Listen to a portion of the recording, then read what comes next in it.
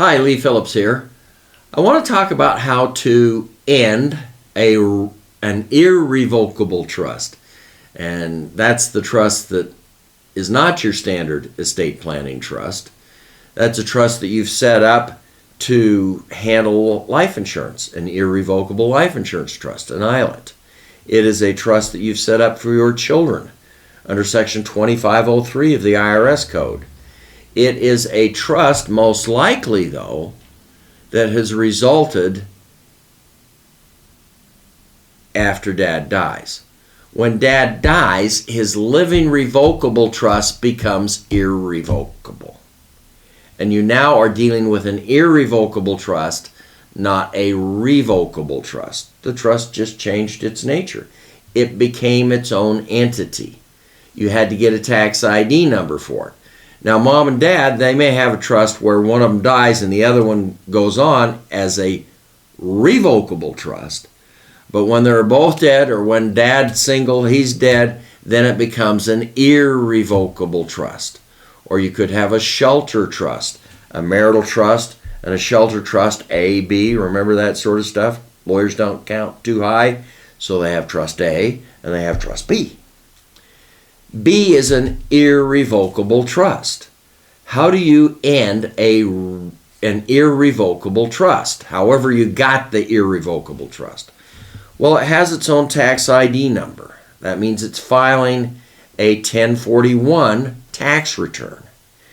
You've been getting K-1s. There's been this income tax aspect to it.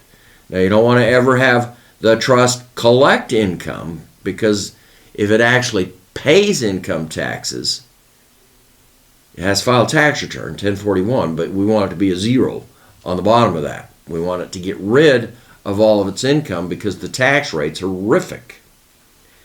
But when we finally want to end it, all you do is take all of the assets out of the trust, and the trust will naturally do this because it says that the assets are to be divided into 4 shares and give 1 share given to each one of the 4 kids.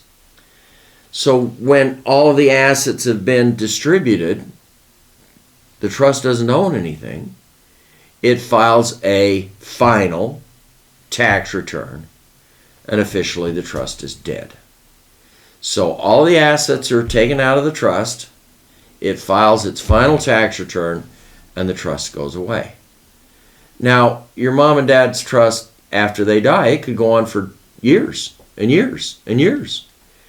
I'm sure that my children will do the irrevocable trust for years because it has all kinds of real estate in it, rental real estate. And so they're just going to leave the real estate in there and collect the rent, I would assume.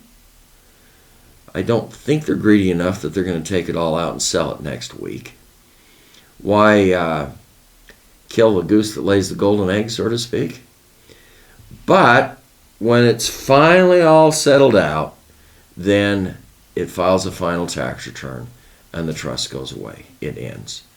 So the end of an irrevocable trust requires usually a filing of a tax return and disgorgement, or getting rid of all of the assets in the trust.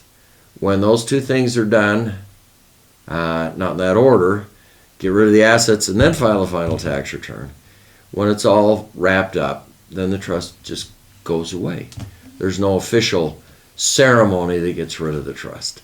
Don't forget to subscribe, and tell your friends to subscribe too. We're trying to build a information base here. And by the way, if you have something that you want to hear about, let us know. Thank you.